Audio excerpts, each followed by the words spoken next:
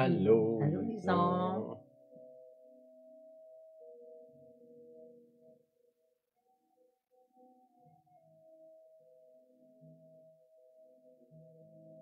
Linda. Bonsoir, Linda. Allô, Paul. Paul, Bonsoir, Linda. Paul. Linda. François. Hey, Allô, François. François. Bonjour à nos amis.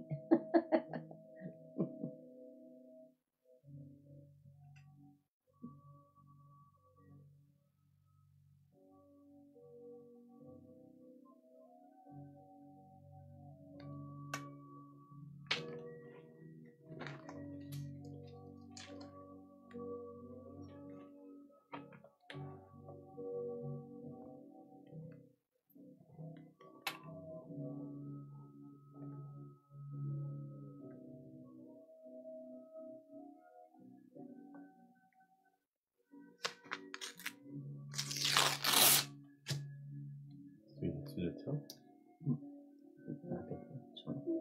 c'est bon. On leur dit bonjour. Parce qu'il y avait quelque chose. Ok. C'est bon?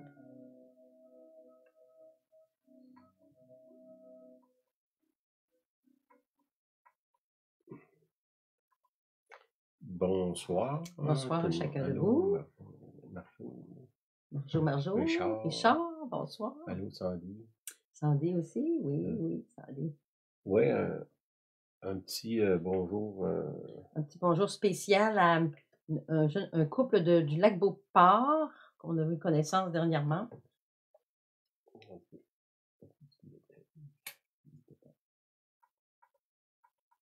bon.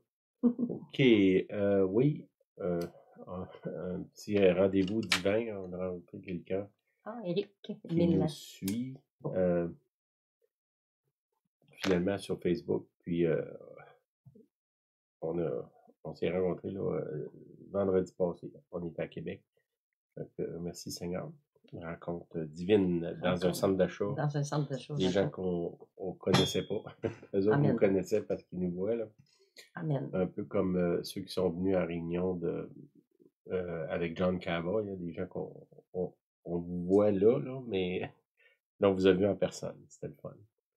OK, une couple d'affaires. Il y a des vidéos que j'ai mis sur Facebook et sur YouTube de John Cava. Je pense qu'il y a des messages importants, là, deux entre autres, là, un sur les autels, dans le sens, dans l'Ancien Testament, il montait des autels, il faisait des sacrifices dessus, là. Puis, dans le fond, est-ce que nous, on sacrifie au vrai Dieu ou à des dieux étrangers, là? Puis il a adressé ça, puis pour moi, en tout cas, ça nous a parlé beaucoup, là. Il y a vraiment de l'introspection à faire de ce côté-là. Après ça, le lundi soir, il était chez le pasteur Titi à Québec. Là aussi, il a adressé plusieurs choses, mais entre autres, une chose que j'ai aimé, là, c'est qu'à un moment donné, ils ont fait un jeûne de paroles négatives. Dans le fond, puis il était un groupe ensemble, ils ont dit, bon, on va arrêter de dire des choses négatives. Puis je parlais avec une des femmes du groupe, elle me disait, quand on a fait ça, elle dit, à un moment donné, je savais plus quoi dire, hein, pour dire à quel point souvent on est négatif, là, qu'on s'en rend pas compte. Puis si quand on vient pour dire quelque chose de négatif, on se recule, on arrête de parler. Là, elle me disait, ben, ça l'avait déstabilisé complètement. Puis lui, il me disait que ce que ça a créé, autant dans l'Église que dans tout le secteur, dans la région où il était, il y a eu un changement dans l'esprit qui s'est fait parce que ce groupe de gens-là a décidé de faire un jeûne de paroles négatives. Fait qu'il y a peut-être quelque chose dans ça pour vous à explorer, là. T'avais-tu quelque chose à ajouter? Non. Pas là-dessus. On a eu du bon temps avec eux aussi, là. On était bénis. Fait que, c'est ça. Je remercie Seigneur de nous donner des amis qui viennent nous voir, là, finalement. Puis qui, enfin, finalement, on est capable de vous les présenter, là. C'était bon. OK, le 10 juin, là, c'est samedi prochain, on a la réunion de silence ici, chez nous. On vous invite. Ça commence à 1 heure, là, le silence débute à 1 heure, là, pas arriver à 1 heure, là, arriver un petit peu avant. C'est un peu gênant de déranger le silence, là. Mmh. Ça fait qu'arriver plus tôt, puis aussi, plusieurs restent après, on mange ensemble, on a du bon temps, amenez-vous un lunch, quelque chose, pour partager, puis c'est ça, c'est une occasion, excusez, d'avoir de la communion. OK. Ça, ça fait quand même 2 semaines là, qu'on s'est pas vu de nouveau. Directement, là. Mmh. J'ai posté des vidéos des frères, là, mais pas rien de moi, là. OK, j'ai eu plusieurs versets, là, puis si je vais essayer de mettre ça cohérent, mais je suis pas sûr que je vais y arriver, là. Mmh. On va essayer de naviguer dans ça. Heu, des fois le Seigneur me parle, il me donne, des versets, puis des versets, puis des versets, puis là, des fois c'est comme un peu un Fouillis. casse-tête, là, un fouillis, ouais, c'est ça. Heu, puis c'est comme s'il faut que j'y replace. Tu sais, il y en a un qui va là, l'autre qui va là, puis bon. Des fois ça marche bien, d'autres fois j'ai l'impression que ça marche pas bien, là. Peut-être que en tout cas, Seigneur, c'est ton église, c'est ton œuvre, c'est toi, Seigneur, qui parle à tes enfants au travers de moi. Ben, Seigneur, je te remets cette réunion-là, puis que Amen. tu puisses, me guider dans mon fouillis. OK, le 1er verset qui est venu, c'est dans, Actes 9, 13. C'est l'histoire de la conversion de l'apôtre Paul.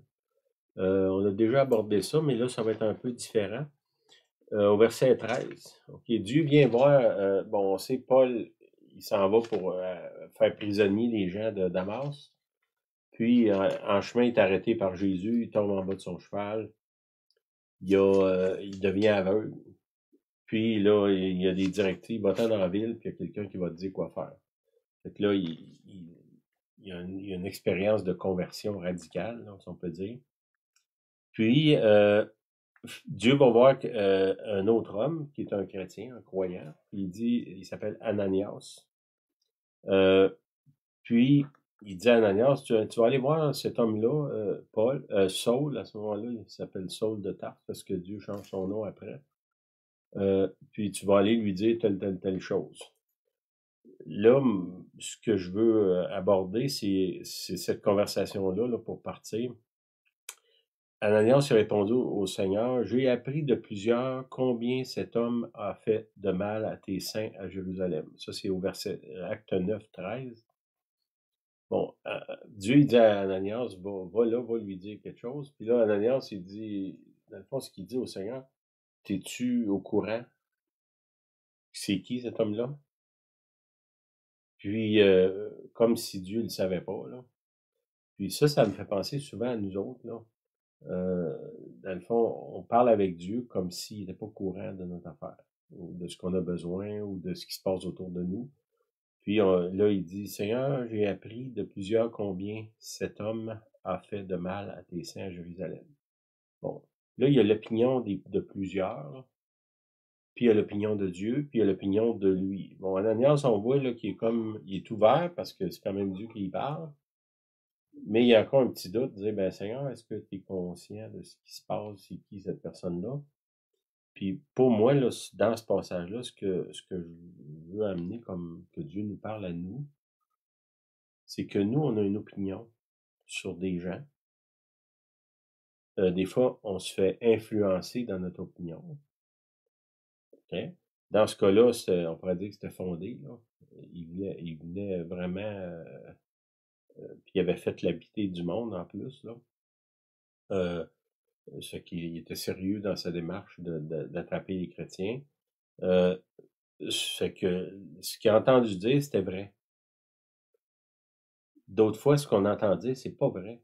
Ou c'est pas complètement vrai, c'est une version, un côté de l'image, un côté de la personnalité. Tu sais, mettons, je sais pas, si je rencontre quelqu'un là, qui a eu la pire journée de sa vie, qui a eu des super mauvaises nouvelles, puis là, il est bête avec moi. Est-ce que ça veut dire que cette personne-là est bête 24 heures par jour, 7 jours par semaine, depuis qu'il est né? La réponse, c'est non. C'est que faites attention de porter un jugement puis de classer les gens à partir de votre propre opinion, parce que mon opinion, en partant, est biaisée parce qu'elle vient de moi, là. Puis l'opinion des autres aussi est biaisée, parce que ça vient d'eux.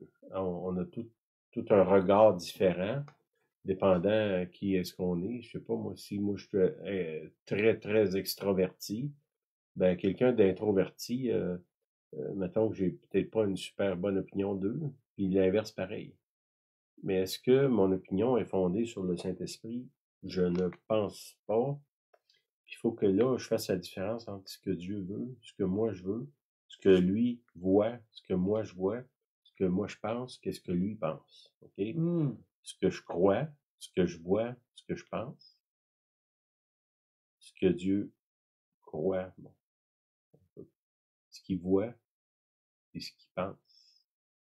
Puis c'est selon l'Écriture, Dieu dit mes pensées ne sont pas vos pensées. Autant le ciel est éloigné de la terre, autant mes pensées sont éloignées des vôtres. Hein? Bon, ils n'ont pas trouvé encore le bout de l'univers, là. C'est que si mes pensées sont aussi loin que ça de Dieu, ben, avant de me faire une opinion sur quelqu'un ou sur un événement, ça peut être un événement aussi, ben, il faut que j'aille consulter le Seigneur. Puis là, ben, avec l'ère de l'informatique, on est bombardé d'informations qui souvent soit pas vraies, soit c'est juste un côté de l'histoire. Puis, puis d'autres fois, c'est vrai, mais c'est comme, c'est pas croyable. On croit pas. Hein? Fait que ça peut être biaisé aussi. Là. OK. Ça continue en disant, au verset 14, il a ici le pouvoir de la part des principaux sacrificateurs de lier tous ceux qui invoquent ton nom. Là, il est en train d'informer Dieu de ce qui se passe en ville. Puis après ça, mais le Seigneur lui dit. Ça, c'est là-dessus que je vais mettre l'emphase. Parce que Ananias, il commence en disant j'ai appris de plusieurs. Puis au verset 15, il dit mais le Seigneur lui dit. Fait que ce que nous, on devrait rechercher, c'est cette deuxième opinion-là. Oui, je veux pas dire de s'isoler, puis j'écoute personne. Là. Il y a des gens qui ont peut-être des opinions qui sont bonnes, qui sont fondées. On doit quand même les écouter. Mais on doit quand même, ou on devrait toujours aller voir le Seigneur et dire, toi, Seigneur, qu'est-ce que tu en penses? Puis le petit mais ici, mais, voici les faits, mais ce que toi tu vois, c'est pas ce que moi je vois. Toi, tu vois un assassin, puis moi, je vois un des plus grands apôtres de l'histoire. Mmh. Il y a, on voit pas la même chose. Là. Fait que, puis souvent, c'est le cas. Tu sais, on voit ça quand Dieu envoie le prophète choisir un roi pour remplacer Saül dans l'Ancien Testament. Là. Puis là, ils vont voir la famille de David. Puis là, le plus vieux, il est grand, puis il est fort, puis il a l'air imposant. Là, Dieu il dit, ah, c'est sûr, le prophète, il dit, c'est sûrement lui. Là, le Seigneur dit, non, c'est pas lui. Après ça, l'autre, non, non, non. Cette frère, hein. Puis à la fin, ben, il dit, t'as pas d'autres enfants ici? Il a dit, ah ouais, on a un jeune là, qui traîne dans le champ, là.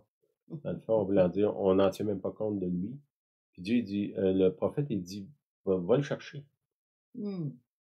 Puis là, le Seigneur dit, c'est lui. Ah, c'est lui, mais pourquoi que les autres ils ont dit que ça pouvait pas être lui? Ce que Dieu voit, puis ce que moi je vois, c'est pas la même chose.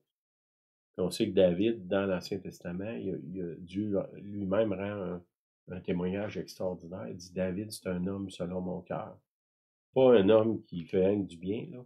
Il a fait toutes sortes d'erreurs, mais son cœur, Dieu aimait son cœur. Fait que là aussi, on voit là, que notre opinion, puis ce qu'on voit, ce qui nous impressionne, c'est souvent, ça n'a pas de lien avec ce qui est la réalité. Puis là, là-dessus, je vais mettre une petite parenthèse, quelque chose que je pensais aujourd'hui. Dans ma vie chrétienne, que depuis quoi, 42 ans. 42 ans, j'ai remarqué que souvent les gens les plus flamboyants, c'est les gens qui causent le plus de dommages dans l'Église. Mmh. Parce que justement, c'est pas nécessairement juste à cause d'eux, c'est à cause de nous qui ne sommes pas capables d'aller consulter Dieu et dire, toi, qu'est-ce que tu en penses de ça, de cette personne-là, de ce qu'il fait?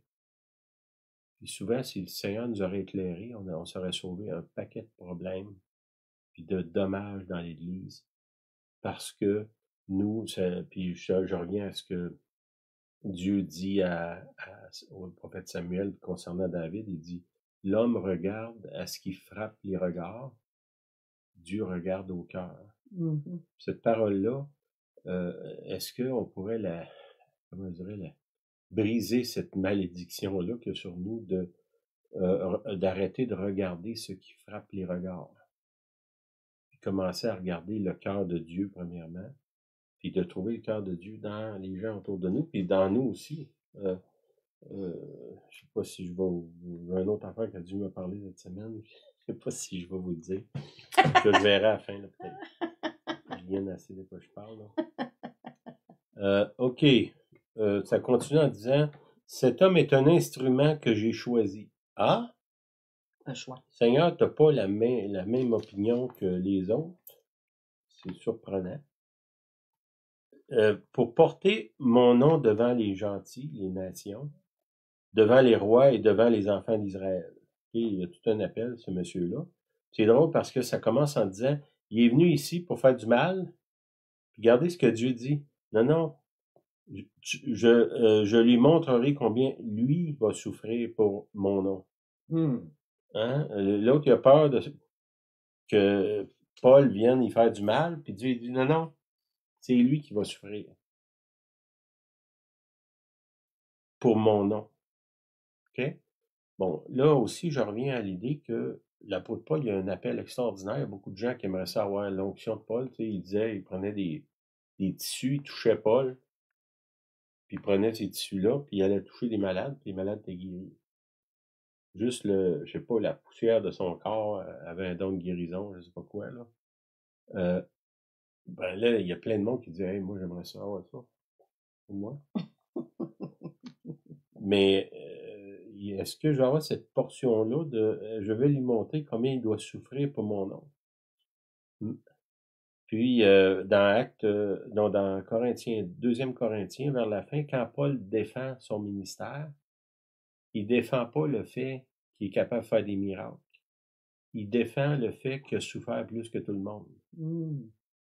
Fait que, tu sais, si on veut un grand appel, ben, il faut voir que ce que Dieu définit, c'est quoi un grand appel. Tu sais, nous, on voit les spots sur nous, la belle habille, puis la chaise rouge en avant, là. Mais selon ce que Dieu dit à Paul ici, c'est pas ça tout à fait qu'il l'attend. Paul, en même temps, a fait, comme on lit dans les Actes, des miracles extraordinaires. Il y a ce que lui a, j'ai lu en quelque part que ce que Paul a écrit, les lettres de Paul, c'est les écrits qui ont influencé le plus le monde dans l'histoire de l'humanité. Quand même pas rien, là. OK. Continue. Quand je vous dis, c'est des versets, là, peut-être, je ne vois pas des fois le lien entre, mais je vois quand même, là. Dans Marc 4, 38, c'est l'histoire de Jésus qui dort dans le bateau pendant qu'il y a une tempête. Hein? Puis ça va un peu avec la même l'idée de l'autre. Ananias, il dit, Seigneur, t'es-tu au courant de ce qui se passe? Puis ici, dans la barque, là, on voit les disciples qui dit, et lui, il dormait à la poupe, sur le coussin. Ils le réveillèrent et dirent, Maître, ne t'inquiètes-tu pas de ce que nous périssons. Okay? Au départ, ils pensent que Dieu n'est pas au courant de ce qui se passe. Là, ils pensent que Dieu se préoccupe pas d'eux. Ça, c'est courant dans l'Église. Les gens, comment je dirais, ils n'ont pas une réponse instantanée de leur prière. Puis immédiatement, ils se mettent à penser que Dieu ne s'inquiète pas d'eux, puis qu'il ne s'inquiète pas du fait que ça va mal. Puis souvent, il y a d'autres bons chrétiens qui viennent en remettre en disant, ben, tu as sûrement un péché caché dans ta vie, c'est pour ça que ça va mal. Comme si moi, j'en avais pas.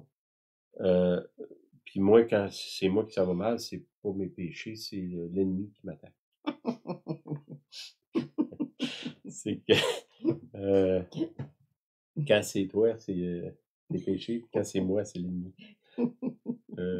T'es- Il t'attaque souvent, hein? ouais. OK. Ne t'inquiète pas de ce que nous périssons. Si vous êtes dans cette situation-là, on ne devrait pas s'inquiéter du fait que Dieu ne s'inquiète pas de nous. Ça dit que Dieu, on est comme la prunelle de son œil pour lui. C'est que oui, il s'inquiète. Il dit jamais, jamais je vais t'abandonner, jamais, jamais je vais te délaisser. Puis, dans le fond, ça n'a rien à voir avec nous, notre comportement. Oui, si on pêche, il y a une conséquence, mais la conséquence, c'est pas que Dieu nous abandonne. La faute, elle vient jamais de Dieu, c'est nous. Okay? Dans Acte 16, 6, un autre passage aussi qui est un peu étrange, il dit « Ayant été empêché par le Saint-Esprit d'annoncer la parole ». Le Saint-Esprit peut m'empêcher d'annoncer la parole. Ben, ça a l'air à ça, parce qu'il l'a fait avec eux. Bon, là aussi, c'est quoi ton opinion, Seigneur, sur mon aventure d'aller évangéliser? C'est quoi que toi, tu veux faire? Puis là, le Seigneur pourrait me dire, je t'ai pas demandé de faire ça. Puis il pourrait même m'empêcher d'y aller. Ben, c'est ce qu'il a fait, là. Il explique pas qu'est-ce qui est arrivé pour que les apôtres soient empêchés d'aller dans tel secteur. Peut-être que, je sais pas, les gens étaient pas prêts. Les gens étaient pas matures. On voit dans l'Ancien Testament, quand les Juifs s'en vont en Égypte, sont là 400 ans, il y a une parole qui dit que le péché de l'autre nation n'était pas à son comble encore. Fait que Dieu, il attendait. Quand le moment est venu, il a dit, OK, allez-y. Bon, est-ce que ça peut arriver la même chose ici avec le Seigneur qui dit, euh, je t'empêche de faire ça. Puis là, quand même, l'évangélisation, c'est ça. Hein? Puis, mais c'est là, ce qui, on peut pas l'écarter. Puis, je veux dire, le témoignage des apôtres démontre que ces gens-là, ils marchaient vraiment avec Dieu. On voit les fruits dans leur ministère qui est extraordinaire. Là. OK. Un autre passage, je vois pas tout le temps toujours le lien entre les affaires, mais c'est pas grave. OK.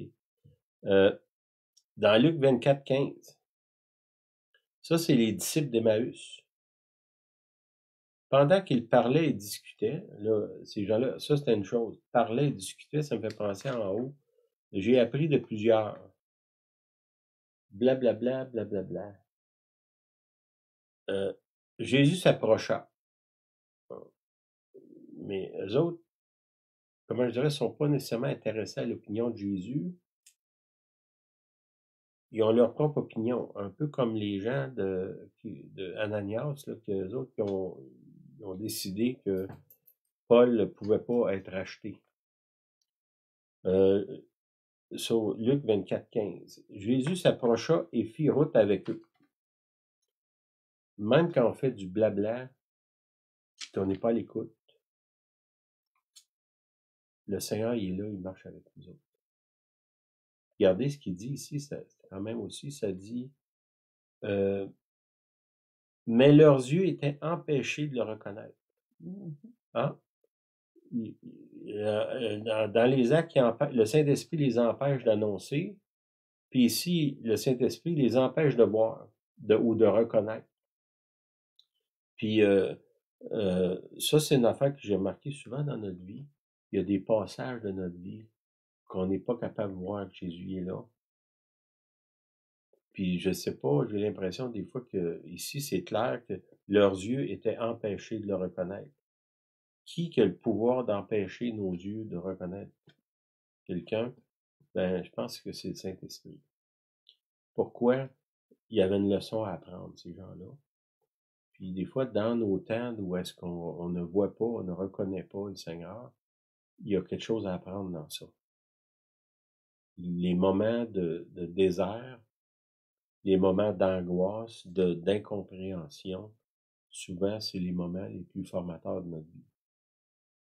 Puis, c'est pas les moments qu'on recherche nécessairement, là, hein. Il n'y a pas de personnes qui, bon, il y en a peut-être qui vont le faire, mais la majorité vont dire, ils prieront pas, Seigneur, envoie-moi plus d'épreuves, j'ai besoin de plus d'épreuves, j'ai besoin de souffrir plus. Tu peux te dire. Non, c'est pas une prière qu'on fait, là. On peut prier ça pour les autres, là, mais pas pour nous.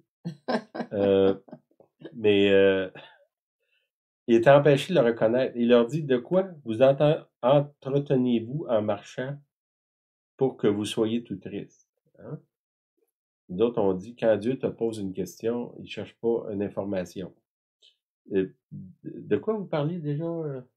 Jésus, il était là déjà aux côtés d'eux autres. Puis, tu sais, Jésus il est quand même au courant de la crucifixion. Hein? Il l'a vu en 3 dimensions. Puis là, ces gens-là, ils sont en train d'expliquer à Jésus qu'est-ce qui s'est passé. Mais ça aussi, l'idée de, quand vous priez, essayez de vous rappeler que Dieu sait tout. J'ai pas besoin de l'informer, parce qu'il sait déjà. Parce que quand je prie, je demande à Dieu de changer les circonstances. J'ai pas besoin d'y expliquer les circonstances. Puis j'ai pas besoin de le convaincre non plus de faire ceci ou tout cela. Tantôt, on vous a dit, la pensée de Dieu, la mienne, c'est éloigné d'un extrême à l'autre de l'univers. C'est que ce que je comprends aujourd'hui de ma vie, c'est que mes tentatives, soit d'informer Dieu ou de lui dire quoi faire, c'est voué à la faillite en partant. Parce que j'ai pas ni la sagesse, ni l'expérience, ni la capacité de dire à Dieu qu'est-ce qui doit arriver dans ma vie ou dans la vie des gens autour de moi. De diriger Dieu quand on prie, je sais pas si je peux dire que c'est insensé, mais je pense que je vais le dire quand même, là. Informer Dieu. La première, informer Dieu, déjà, ça, c'est inutile. Puis après ça, de dire à Dieu quoi faire. Quand vous priez, je pense que Jésus nous a laissé qu'une prière. Hein. Ça venait de Jésus quand même. Là. Que ta volonté soit faite, Seigneur. Amen. Ma volonté, là, c'est pas bon. On le voit, là, les petits exemples. Là. Ne t'inquiète pas que nous périssons. J'ai entendu dire que ce gars-là, c'est un pas bon. Moi, je pense que... Puis qu'est-ce qui se passe, c'est que là, on va dire à Dieu quoi faire. C'est un peu prétentieux même. Quand vous priez, Seigneur, que ta volonté soit faite dans telle situation. Je prie que telle personne, la relever, la bénir, la garder, mais pas fait telle chose précisément dans sa vie. Parce que ça, c'est encore mon opinion. Moi, je fais partie du monde là, qui dit, j'ai appris de plusieurs. C'est moi. J'ai entendu dire, ou je vais te le dire, moi. Je vais te le dire, je le sais, je le sais, je le sais. Je le sais, je le sais, je le sais, je vais te le dire. Ben, ça fonctionne pas. Puis moi, je vais aller plus loin dans ça. C'est que des fois, à force de diriger Dieu et dire quoi faire, des fois, pour nous apprendre à quelque chose, Dieu va nous donner ce qu'on demande. Puis c'est un jugement, puis une leçon qu'on doit apprendre. Puis combien de gens, ils se sont entêtés à prier des choses qui étaient mauvaises pour elles, puis finalement, ils sont retrouvés à recevoir ce qu'ils ont demandé. Puis là, après ça, ils étaient comme une patate chaude dans leurs mains. Là. Des fois, on travaille dans l'acier, puis il va au garage, puis il chauffe des morceaux. Des fois, c'est un boulon qui est chaud. Quand tu le prends dans tes mains, tu ne le gardes pas longtemps. Là. Tu te brûles. Puis là, un peu la farce de ça, il dit il est très lourd. Hein? Il est tellement lourd, tu ne peux pas le garder dans ta main, même s'il est minuscule. Il est tellement chaud qu'on le rejette. Mais des fois, c'est un peu ça, la réponse à nos prières. Moi, Seigneur, je veux ci, moi, je veux ça. tu devrais faire ça dans la vie de Julienne ou dans la vie d'un tel. Euh, Tu sais, il y a il y a un passage qui dit qui a été son conseiller pour l'instruire. Mhm. Je ne sais même pas c'est où. Je pense que c'est dans Ésaïe, je crois. Bon, c'est ça. Moi je m'élève conseiller de Dieu. Je vais lui dire quoi faire. C'est dangereux. Ou peut-être, là. En tout cas. C'est pas ça fonctionne pas, là. Hein? OK. On a assez dit là-dessus. Je sais pas, ça ressemble à une salade de fruits, mon affaire. Il y a toutes sortes de saveurs. OK, dans Luc 24, 21. C'est encore les mêmes deux, là, des deux disciples d'Emmaüs. Pour nous, nous espérions que ce serait lui qui délivrerait Israël. Voyez-vous, là, c'est encore eux autres. Ils ont espéré, mais ils n'ont pas espéré dans le Seigneur, ils ont espéré dans leur propre opinion ou dans le film qu'eux autres s'étaient fait de ce que Jésus devait faire. Eux autres avaient décidé que Jésus, sa job, c'était de les libérer de l'Empire romain. Puis là, nous espérions que. Mais là, on était déçus par Jésus parce qu'il n'a pas fait ce qu'on voulait. Ben, moi, je remercie le Seigneur parce que beaucoup de ma vie, Jésus n'a pas fait ce que je voulais. Puis, je sais pas combien de fois ça m'a sauvé la vie, là. Puis ça a sauvé ma famille d'un paquet de problèmes. Des fois, j'ai réussi à avoir ce que je voulais, là, mais ça a toujours eu un goût amer après que je l'ai eu. Fait qu'aujourd'hui, j'essaie autant que possible, là, ça marche pas toujours, de chercher premièrement la volonté de Dieu. Parce que dans la volonté de Dieu, il n'y a pas d'amertume. Dans ma volonté, il y en a presque toujours, à différents degrés. Puis là, il continue, il dit, et cependant, voici déjà 3 jours que ces choses sont arrivées, il parle de la crucifixion. Puis là, il continue en disant, il est vrai que quelques femmes des nôtres nous ont fort étonnés, car ayant été de grand matin au sépulcre, il n'y a pas trouvé son corps. OK? Mais là, c'est des femmes, là. Hein? C'est pas crédible. Ben, c'est ça que ça dit, là. On est étonnés, des femmes nous ont dit ça, mais tu sais, c'est pas sérieux. Ben non. Ben, là aussi, voyez-vous, ce que Dieu pense, pourquoi que Jésus s'est révélé premièrement à des femmes? Ben, peut-être que ces femmes-là avaient le cœur plus ouvert que les disciples. Puis là, moi, je me reviens d'abord pour dire, oh, c'est une femme. C'est pignon, ça vaut rien. C'est ça qu'ils ont fait. Ils ont prétention. Ben oui. Puis, dans le fond, il y a un autre passage qui dit en Jésus-Christ, il n'y a ni homme, ni femme, ni juif, ni grec, en voulant dire on est tous égaux. Puis là, parce que tu es une femme, ton opinion, on pas cher. Ben, des fois, ça, puis là, on dit des femmes, mais ça peut être quelqu'un que moi, j'ai un préjugé contre. Puis Dieu va souvent faire exprès pour me parler au travers de quelqu'un comme ça, sur lequel moi, je suis rempli de préjugés, pour m'apprendre quelque chose. Puis ça, ben, là, ici, on le voit avec les femmes, mais ça peut être quelqu'un, puis on sait, si on connaît l'histoire de l'Église pendant plusieurs années, puis même encore aujourd'hui, il y a des églises qui disent qu'une femme n'a pas le droit de prêcher. Il y a plein d'ânes qui prêchent, puis on se dérange pas de ça. Puis là, on veut pas que les femmes prêchent. Ben, j'en ai assez dit. OK. OK, ça continue. Il dit, et verset 23, et n'ayant pas trouvé son corps, elles sont venues en disant que des anges leur ont apparu. Ben oui, des anges. Et leur ont dit qu'il est vivant. Là, les femmes ils ont baissé d'un cran dans l'estime de ces hommes-là. Hein?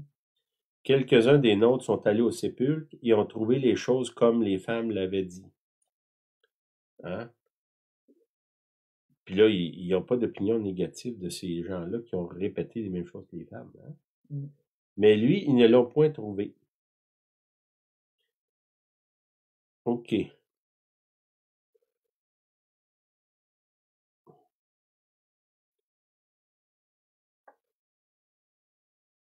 Oh, je ne veux pas m'étendre trop là-dessus, là, mais faisons attention là, de ce que nous autres on pense, puis de trop rapidement s'exprimer Trop rapidement. sur nos commentaires sur les autres. Là, comme ici, bon, on parle de femmes, mais ça pourrait être quelqu'un pour qui on a une mauvaise opinion, là, Ouais, l'importance. ou qu'on pense qu'il n'est pas à notre hauteur, il n'est pas spirituel comme moi. Mais faites attention parce que je pense si on regarde cette attitude-là, peut-être qu'on va arriver comme eux autres, on ne le trouvera pas, Seigneur.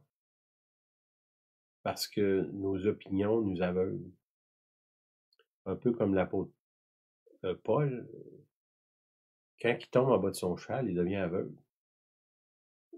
Hein? C'est ses opinions qui l'aveuglaient. Peut-être en partie. Hein? OK. Je reste dans un verset là, que je vois absolument pas rapport, mais je vais vous le dire quand même. C'est les enfants d'Israël, quand ils sont entrés dans la terre promise, ça dit, nous y avons vu les géants, les enfants d'Anak, de la race des géants. Nous étions à leurs yeux et au leur comme des sauterelles. Nous étions à nos yeux. C'est ça que je veux parler, là, à nos yeux comme et au leur comme des sauterelles. Là, ici, ils parlent d'eux-mêmes. Là. Je peux avoir une opinion tordue de moi-même.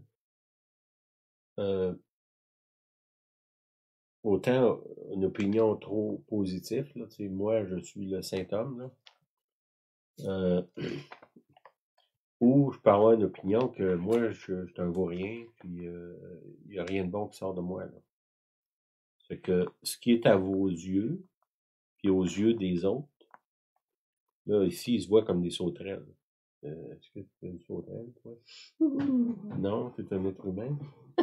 Pourquoi tu te vois comme une sauterelle? Ben, là aussi, Seigneur, qu'est-ce que toi tu dis de moi? C'est quoi ton opinion de moi?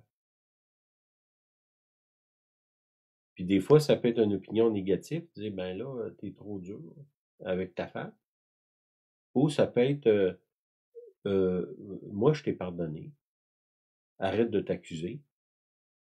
Moi, je t'ai choisi. Pas parce que t'es bon, parce que moi, je suis bon. Puis, je te vois à une place que toi, tu ne te vois pas maintenant, mais je vais t'emmener là. Qu'est-ce que toi, Seigneur, tu penses de moi? Puis si vous avez une opinion sur vous-même que vous êtes une sauterelle, ben, allez voir le Seigneur puis discutez avec lui. Puis il y en a d'autres qui pensent qu'ils sont des géants, ben, eux aussi ont peut-être besoin d'aller voir Dieu et dire, hey, Seigneur, est-ce que je suis aussi géant que je pense? Ou est-ce que je suis aussi sauterelle que je pense? Qu'est-ce que toi, tu penses? Finalement, il y avait quelque chose dans le verset-là. Restons humbles face à nous-mêmes et aux autres. OK. Ça continue en disant, les choses cachées sont à l'Éternel, notre Dieu, les choses révélées sont à nous et à nos enfants. Ça, c'est dans Deutéronome 29, 29. À perpétuité, afin que nous mettions en pratique toutes les paroles de cette loi. Et les choses cachées sont à Dieu, les choses révélées sont à nous. Il y a des choses que Dieu ne nous dira pas. Puis, c'est là qu'il faut marcher par la foi. Je comprends pas, je vois pas, Seigneur, mais je te fais confiance. Je sais que toi, tu comprends, toi, tu vois, toi, tu sais. Moi, je ne sais pas. Toi, tu le sais. Je te fais confiance. Et oui, il y a des choses qu'on peut demander au Seigneur. Puis je pense que ça fait partie de la vie chrétienne. Mais ne vous acharnez pas si Dieu vous parle pas sur un sujet. Laissez ça dans ses mains. Dieu va s'en occuper. OK, dans Daniel 2, 22. c'est un autre verset, là. Il y a beaucoup de monde qui ont des 2, 2, 2, là. Ben, ça peut être un verset qui vous parle, là. Daniel 2, 22. Il révèle ce qui est profond et caché. Il connaît ce qui est dans les ténèbres et la lumière demeure avec lui. Un bon verset, ça. Il révèle ce qui est profond et caché. Qu'est-ce qui est profond et caché? Ce qui est en dedans, Intérieur. à l'intérieur du cœur. Cœur humain. Il connaît ce qui est dans les ténèbres. Je pense pas nécessairement ici qu'il parle des ténèbres démoniaques, là. Je parle plutôt des ténèbres dans mon cœur. Et la lumière demeure avec lui. La lumière, elle demeure avec lui. Si je veux éclairer mes ténèbres, qu'est-ce que je fais? J'invite celui avec qui la lumière demeure, le Saint-Esprit. Viens éclairer mes ténèbres. Puis là, ça va avec les premiers versets qu'on a vus. Ce que moi je vois, ce que je crois, ce que je pense, c'est pas ce que Dieu voit, puis il pense. Puis là, c'est là qu'il faut que je reconnaisse qu'au niveau de mon entourage, au niveau de ma vie, au niveau de mes relations, je suis dans les ténèbres. Puis là, la preuve de ça, c'est combien de dommages on a créé aux gens autour de nous, avec notre bouche, nos actions, nos regards.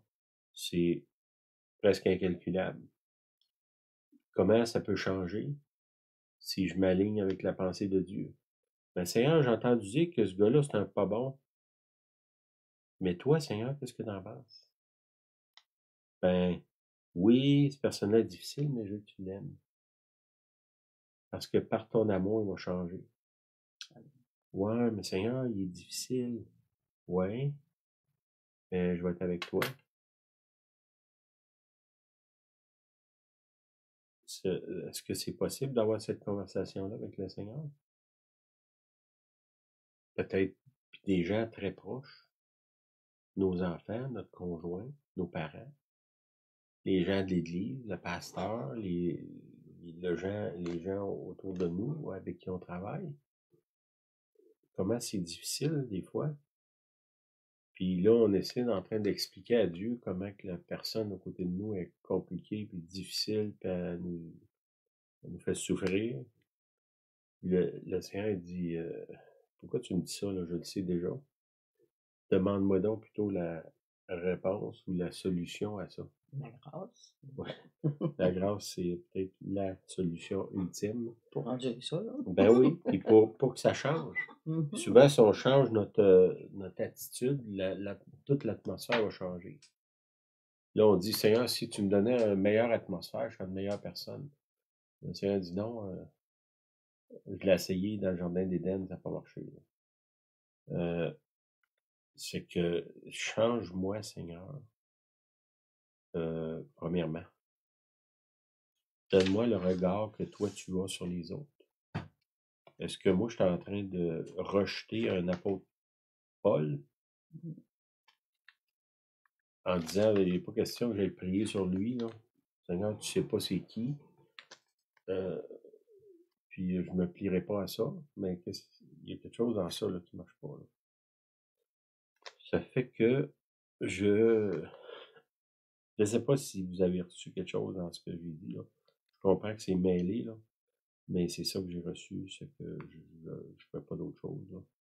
Je vais arrêter, je vais prier parce que on a besoin de réaligner notre façon de voir, de penser, de croire. Puis avec l'idée première que mes pensées, c'est pas les pensées de Dieu, puis c'est aussi éloigné que le bout de l'univers, qui est supposément infini. Hein? Donc, il faut que je reconnaisse mon incapacité à m'aligner avec la pensée de Dieu. Je veux dire, comment je dirais, ma pensée ne s'alignera jamais avec celle de Dieu. C'est mon esprit qui va s'aligner avec Dieu. Puis lui va faire soumettre ma pensée ou mon âme, là, appelons ça de même. C'est que faut que je reconnaisse que j'ai absolument besoin de lui. puis de rechercher qu'est-ce que lui pense, qu'est-ce qu'il voit dans, dans les gens, mais aussi dans les situations autour de nous. Là. Puis ça, je pense que ça nous aiderait à être pas en panique, comme ne t'inquiètes-tu pas de ce que nous périssons, là, les disciples. Oui, je m'inquiète, mais là, toi, tu t'inquiètes pas à rien, là, parce que je vais m'occuper de toi. Amen. Parce que je t'aime. Amen. OK, Seigneur, on a Amen. besoin de On a toi, besoin on de a toi. besoin d'aligner nos pensées avec les tiennes. Ce qu'on voit, qu'on puisse voir ce que toi tu vois, que notre foi soit basée sur toi, pas sur nous, pas sur ce que nous on croit, mais la foi, c'est croire en toi, parce que c'est toi la source de tout. On croit pas, on veut pas croire dans ce qu'on veut, on veut croire en toi. Amen. Et Seigneur, aide-nous, on a besoin de toi désespérément dans les moments qu'on vit là. Puis aide-nous, Seigneur, à voir ce que toi tu vois, puis fais de nous des gens comme Ananias qui finalement ont introduit dans le monde quelqu'un qui a bouleversé le monde.